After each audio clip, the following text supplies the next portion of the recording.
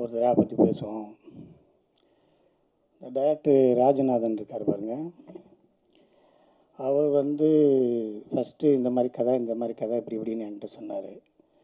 நான் அவர் சொல்கிறப்பெல்லாம் அப்படி பார்த்துக்கிட்டே தான் இருந்தேன். இவர் தொப்பியை கழட்டிட்டு பேசுவாரா, தொப்பியை கழட்டாமல் பேசுவாரா, இல்லை பேட்ச் வச்சுருக்காரா, இல்லை விக்கு வச்சுருக்காரா, இல்லை என்னைய மாதிரி வழுக்கையா, இல்லை சொட்டையா, மொட்டையா, என்னடா செஞ்சுருக்கான்னு தெரியல. அப்புறம் நான் கேட்டேன், கதையெல்லாம் நல்லா தான் இருக்குது, காசு வாங்கியாச்சு, நடிக்க போகிறோம், ஒன்றும் பிரச்சனை இல்லை, ஷேவ் பண்ணியிருக்கீங்களே என்னைய மாதிரி வழுக்கையான்னாரு. சத்தம் போடாதீங்க என்ன அப்படின்னாப்புல. சரி ஓகே, உண்மையை ஒத்துக்கிட்டாரு அப்படின்னாச்சு. தம்பி டைரக்ட் பண்ணார், நம்ம பண்ணிட்டோம். அதுக்கு அடுத்து இந்த ரவி சார் ப்ரொடியூசர் இருக்கார் பார்த்தீங்களா, அவருக்கு நம்மளுக்கே தெரியாமல் நிறையா பேர்த்துக்கு பிரியாணி வாங்கி கொடுத்துருக்கீங்க.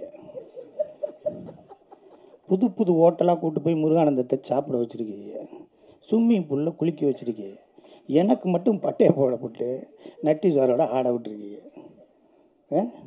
சரி இருந்தாலும் பரவாயில்ல, ரிலீஸுக்கு ஒரு வாரம் இருக்குது, ஒரு 4-5 கடை பிரியாணி கிடைக்கும், கூப்பிட்டு போயிருங்க. Okay sir. அவங்க டீம் எப்படின்னா, ப்ரொடியூசர் சார், இந்த டைரக்டரு ராஜநாதன் எல்லாருமே ஜிம்முக்காரங்க. ஜிம்மு கெட்ட பழக்கமே கிடையாது. எப்போ பார்த்தாலும் காலையில் 3 மணி நேரம் ஒர்க் அவுட்டு, சாயந்தரம் 3 மணி நேரம் ஒர்க் அவுட்டு. எவனாவது சேர்த்து குடிச்சுருந்தா கூட அவனை பார்த்து முறைச்சிக்கிட்டே இருப்பாங்க. தண்ணி அடிக்கிறவனை பார்த்தா 10 அடி ஓடி போயிடுவாங்க. இவங்க பக்கத்தில் நம்ம உட்காந்து என்னடா பண்ணுறது அப்படின்னா, இல்லை சார் காலையில் எழுந்திரிச்சிங்களா சார், போய்க்கு போங்க சார், சார் இன்னைக்கு காலையில் ஈவினிங் போய்க்கலாம் சார், எத்தனை சார் சார் இன்றைக்கி எவ்வளோ நல்ல சார் நடந்தீங்க சார், ஒர்க் அவுட் பண்ணுவோம் சார், டயட் பண்ணுங்கள் சார், சார் இந்த ஃபுட்டு எடுத்துக்கேன் சார், சார் அங்கிட்டு போங்க சார், அங்கிட்டு போங்க. தட்டை பார்ப்பாருங்க சாப்பிட, ஐயோ இது கொலஸ்ட்ரால், இது கொலஸ்ட்ரால், இது ஃபேட், இது ஐயோ அது நீங்கள் அந்த கலக்கு, ஐயோ தப்பிக்க முடியாது போல் அப்படிங்கிற அளவு அவங்க பயங்கரமான ஃபிட்டு.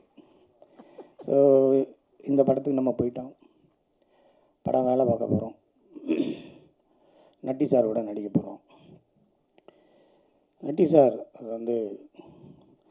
முருகானந்தத்தை சொல்லிடுவோம். முருகானந்தம் எனக்கு ஒரு படம் கபாலி டாக்ஸ்க்கு முன்னாடி ஒரு படம் நடித்தோம். அந்த படத்தில் கொஞ்சம் மீட் பண்ணோம், அதெல்லாம் பேசணும் வச்சோம். எனக்கு தெரியல, எனக்கு அவருக்கு என்ன எவ்வளோ பிடிக்கும் தெரியாது, ஆனால் எனக்கு அவரை முருகானந்தத்தை ரொம்ப பிடிக்கும். ஏன்னா எங்கள் டைரக்டர் மணிவண்ணன் சாரோட சின்ன சாயலில் இருப்பார். அதனால் எனக்கு அவர் முருகானந்தத்தை பிடிக்கும். நல்ல ஹியூமரு, நல்லா பேசுவார். நான் ஒன்று சொன்னேன்னா அவர் ஒன்று சொல்லுவார், அது மாதிரி இருக்கும், இது மாதிரி இருக்கும், அது நிறையா இருக்கும். இப்போது அவரோட அந்த ஒர்க்கு அந்த சின்சியாரிட்டி எல்லாமே இருக்கும்.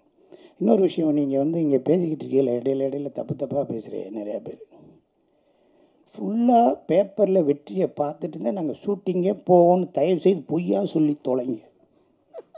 அதை விட்டுட்டு அங்கே தான் போய் எழுதுவோம்னா இவங்க என்ன தான் செய்வாங்க மற்ற நேரம்? அடுத்த ப்ரொடியூசர் நினைப்பார்ல, அங்கே தான் போய் பேசுவோம், அங்கே தான் மாறும், உடனே சொல்லுவார், இவர் ஒன்று சொல்லுவார், அவர் ஒன்று சொல்லுவார், அவங்க சொல்லிடுவாங்க, சொல்லால் விளங்கிடும்.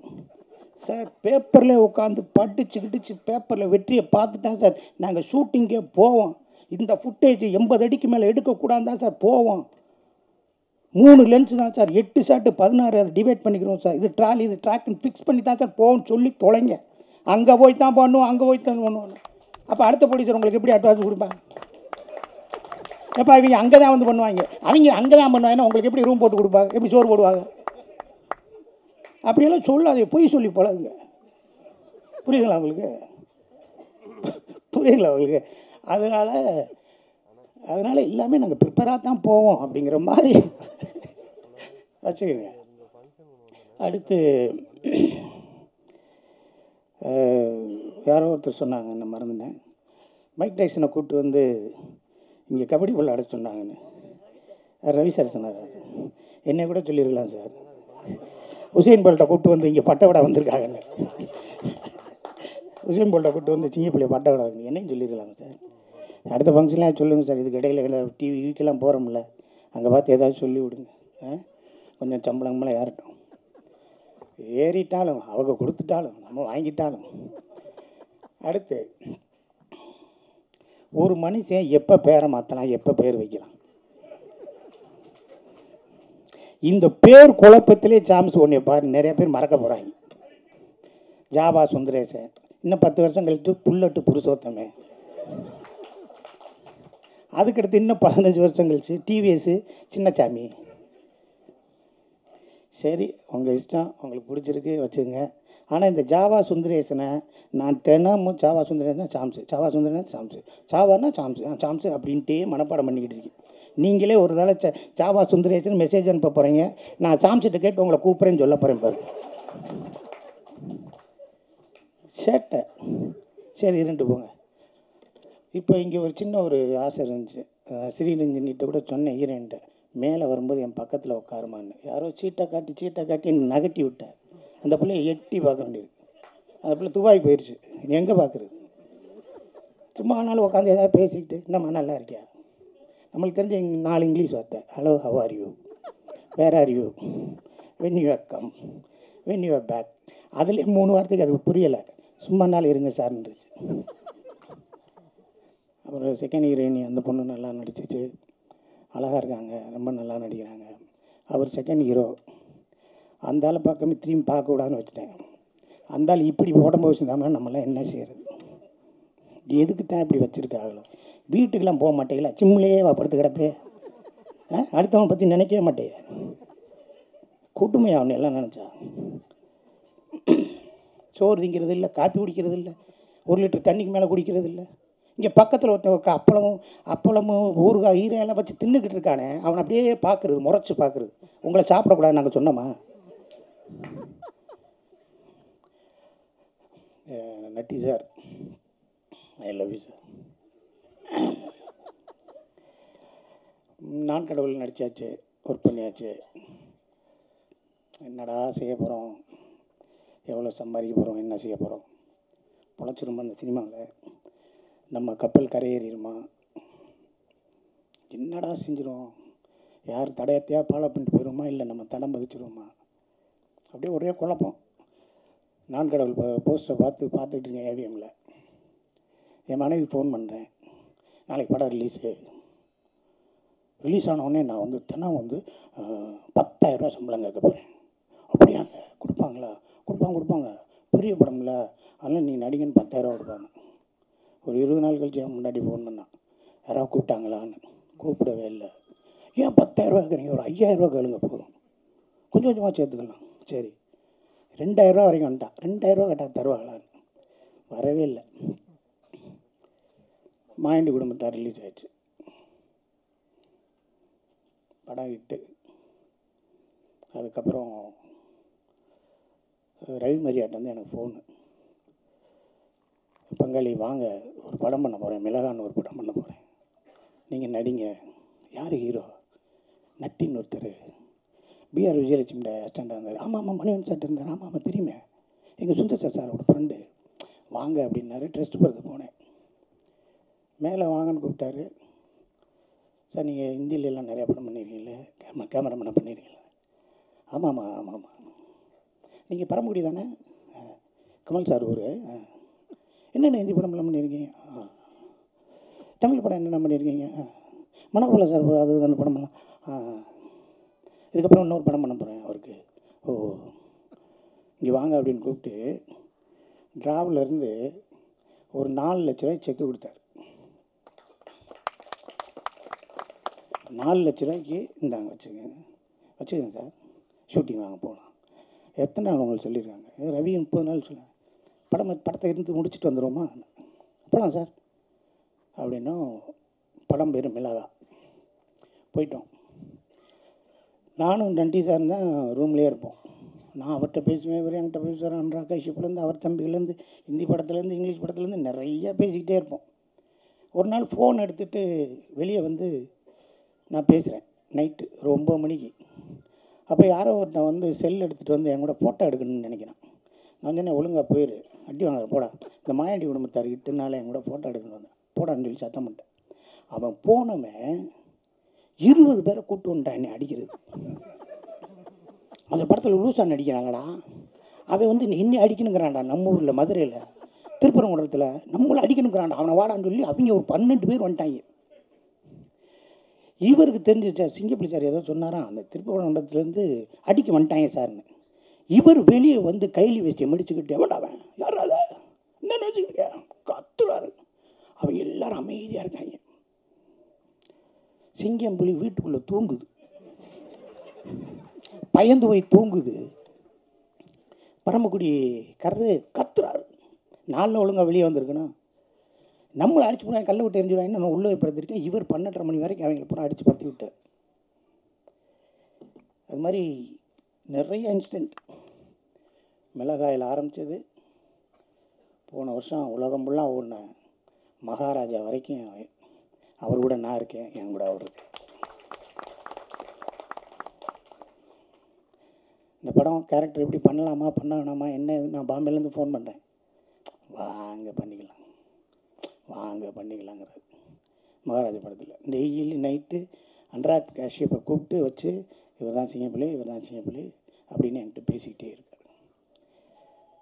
இப்போ சதுரங்க வேட்டை மாதிரி இந்த படம் கம்பி கட்டும் கதையும் ஒத்துனுக்கு. இப்போ நான் அவர்கிட்ட கேட்டேன், இந்த மாதிரி ஏமாத்துற மாதிரி நீங்கள் உலகத்தை ஊரை ஏமாற்றி சம்பாதிக்கிற மாதிரி நிறையா கதைகள் வருது, உங்களவே அணுகிறாங்களே, அது என்னன்னு கேட்டேன். இவருக்கு என்னென்னா, ஒரு நாளைக்கு நான் ஒரு தடவை சாமி கும்பிடுவேன். ஒரு நாளைக்கு காலையில் இருந்துச்சுன்னா குளிச்சேன்னா சாமி கும்பிடுவேன், குளிக்கலைன்னா சாமி கும்பிட மாட்டேன், சாப்பிட்ற முன்னே சாமி கும்பிடுவேன். லேசாக சாப்பாட்டை எடுத்து இந்த இப்படி வைப்பேன், அவ்வளோ. சாப்பிட்றதுக்கு முன்னாடி 3 நிமிஷம் சாமி கும்பிடுவாப்பு. காப்பி குடிக்கிறதுக்கு முன்னாடி 4 நிமிஷம் சாமி கும்பிடுவாப்பு. தூங்கும்போது சாமி கும்பிடுவாப்பு. ஃப்ளைட் ஏறுறதுக்கு முன்னாடி சாமி கும்பிடுவாப்பு. இறங்கினோடனே சாமி கும்பிடுவாப்புல.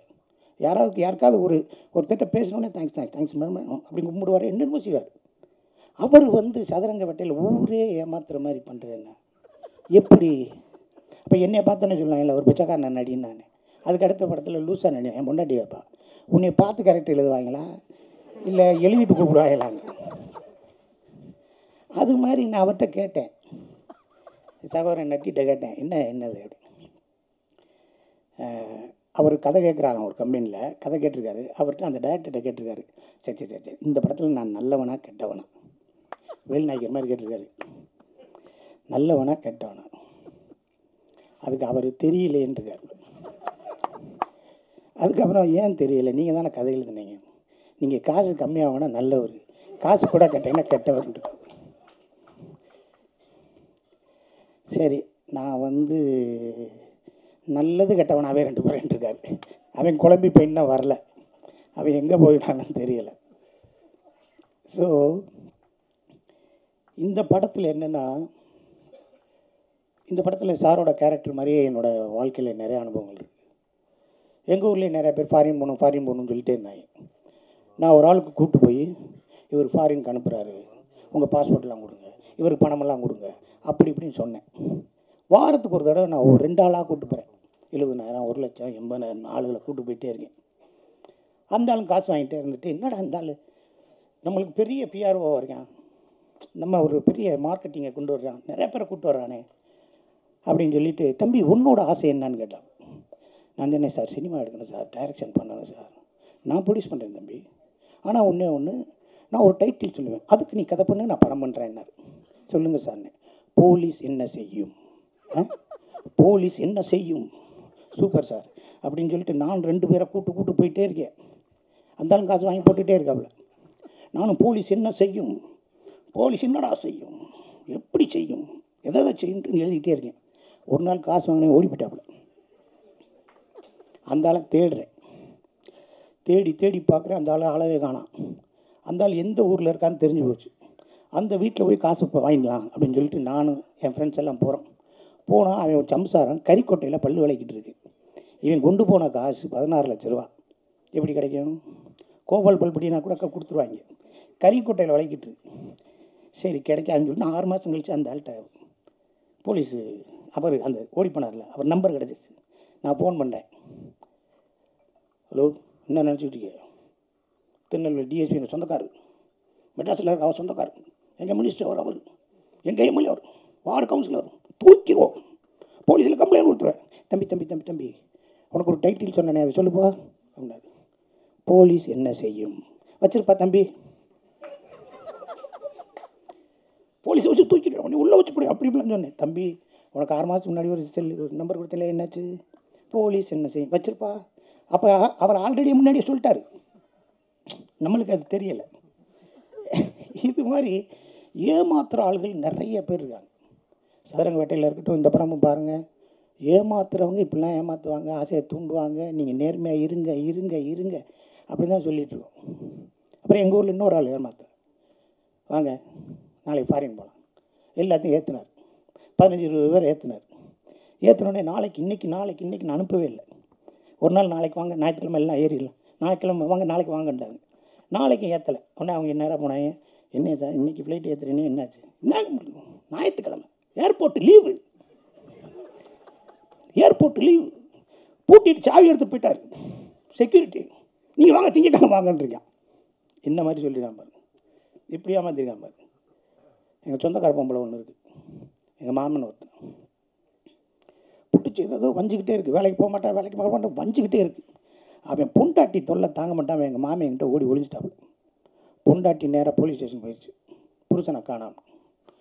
போனோடனே கேட்குது, என்னம்மா நான் புருஷனை காணாமல், இப்படிலாம் வந்தீங்கன்னா எப்படிம்மா புருஷன் இருமா? சரி எப்படியா கண்டுபிடிச்சி கொடுங்க. சரிம்மா அவன் போட்டா விடுமான்ட்டு. இந்த பொம்பளை அந்தம்மா போட்டா கொடுத்துருக்கு. ஏம்மா காணா போனது உன் புருஷன் தானே, உன் புருஷன் போட்டா கொடுமான்னு இருக்கார். இல்லைங்க, இந்த போட்டாவில் விளம்பரம் கொடுங்க, நான் காணா போனேன்னு, நான் போயிட்டே நம்ம வீட்டுக்கு வருவேன், நம்ம பிடிச்சிக்கலாம்னு.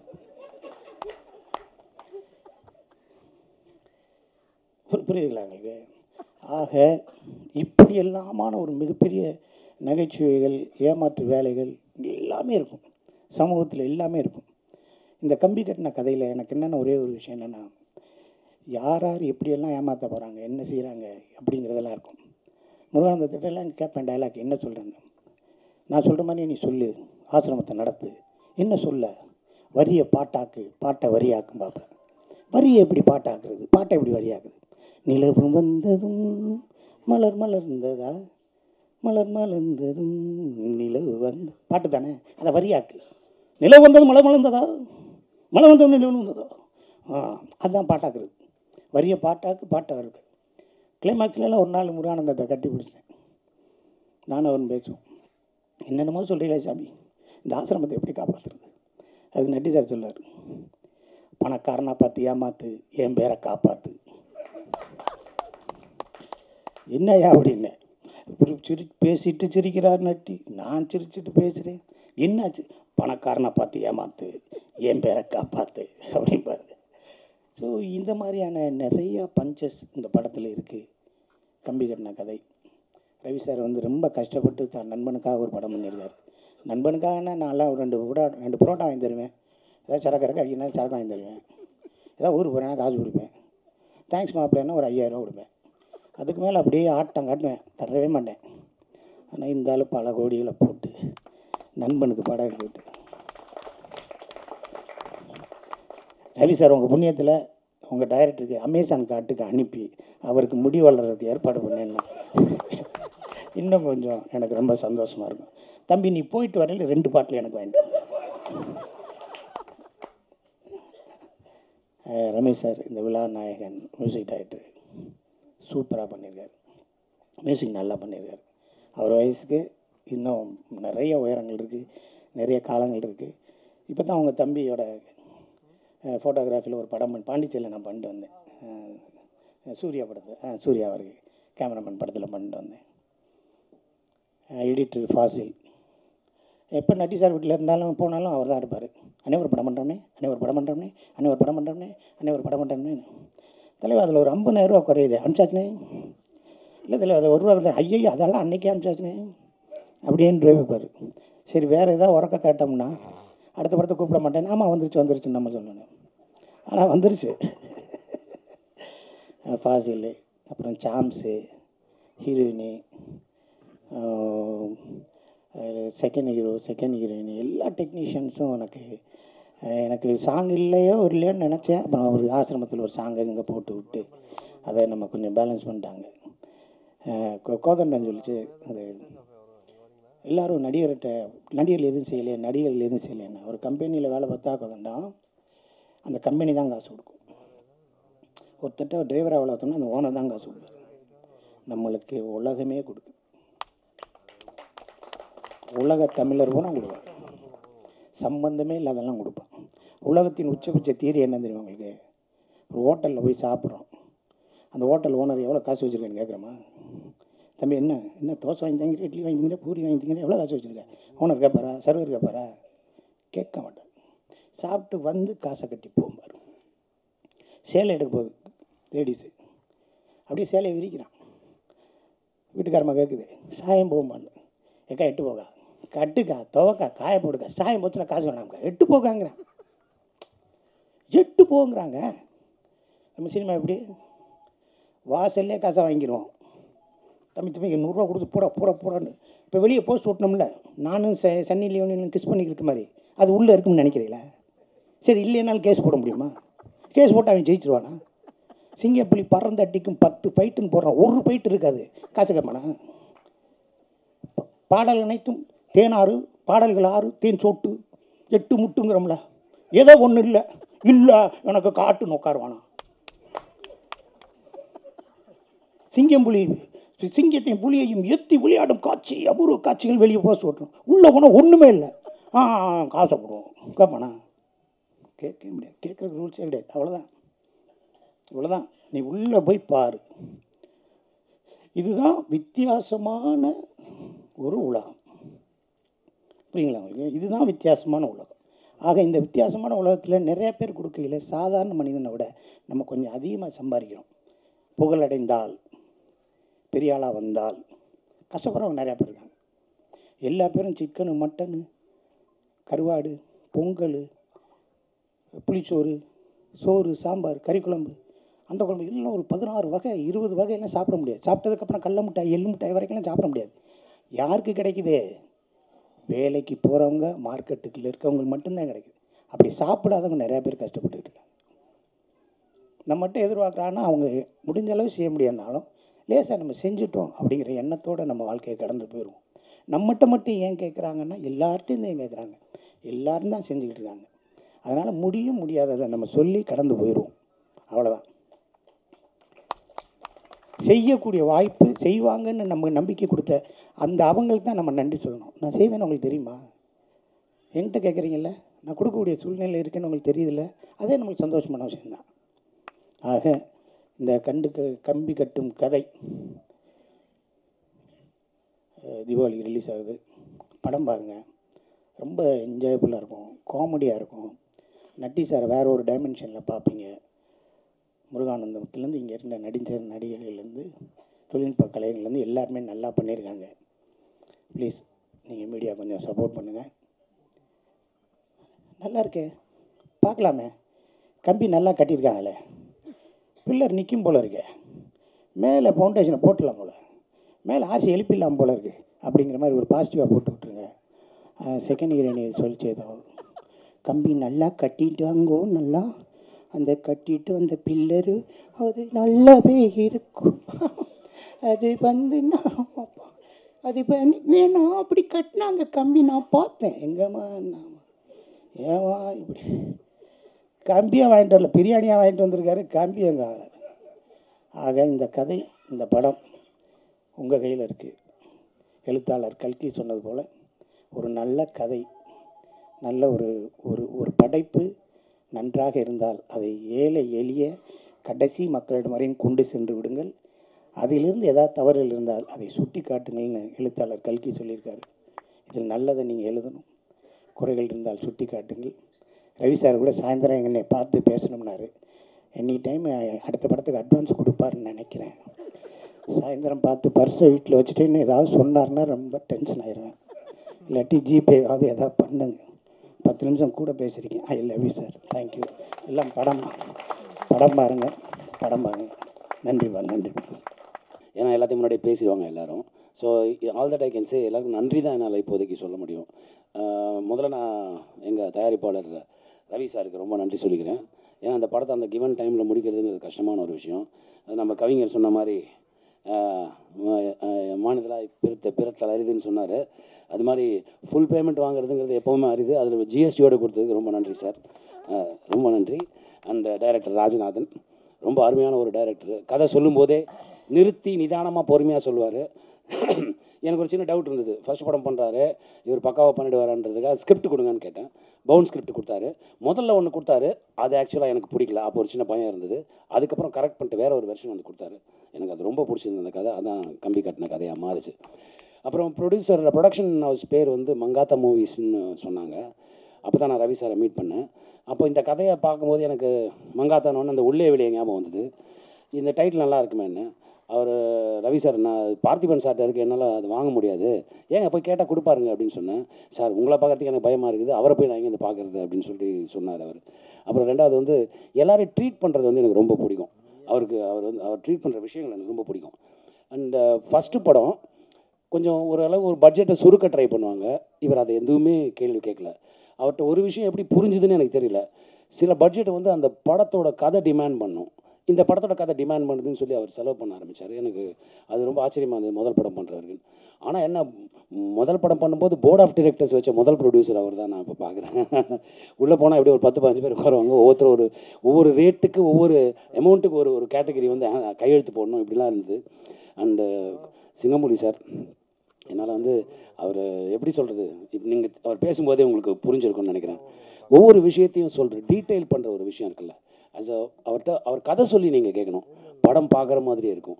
அந்த படத்தில் நம்ம நடிச்சிட மாட்டோமான்னு தோணும், இல்லை நம்ம அட்லீஸ்ட் அதுக்கு ஒளிப்பதிவு பண்ண மாட்டோமான்னு தோணும். அந்தளவுக்கு சொல்லுவார். ஒவ்வொரு சாதாரண விஷயத்துக்கும் நியூவன்சஸ். இன்னொரு விஷயம் நான் சொல்கிறேன், அங்கே போய் எழுதுனாங்கன்னு இல்லை. இப்போ ஒரு ஸ்கிரிப்ட் எழுதுகிறோம், சீன் எழுதுகிறோன்னா ஒரு வாரம் கழித்து அது வேறு கலரில் தோணும் நமக்கு. அங்கே போய் நாங்கள் பண்ணது இம்ப்ரோவைசேஷன் தான், அங்கே போய் எழுதலை. அது மட்டும் நான் கேரண்டியாக சொல்லிடுறேன். ஏன்னா முதல்ல இந்த கதை பக்கா பவுண்டட் ஸ்கிரிப்டாக இருந்தது.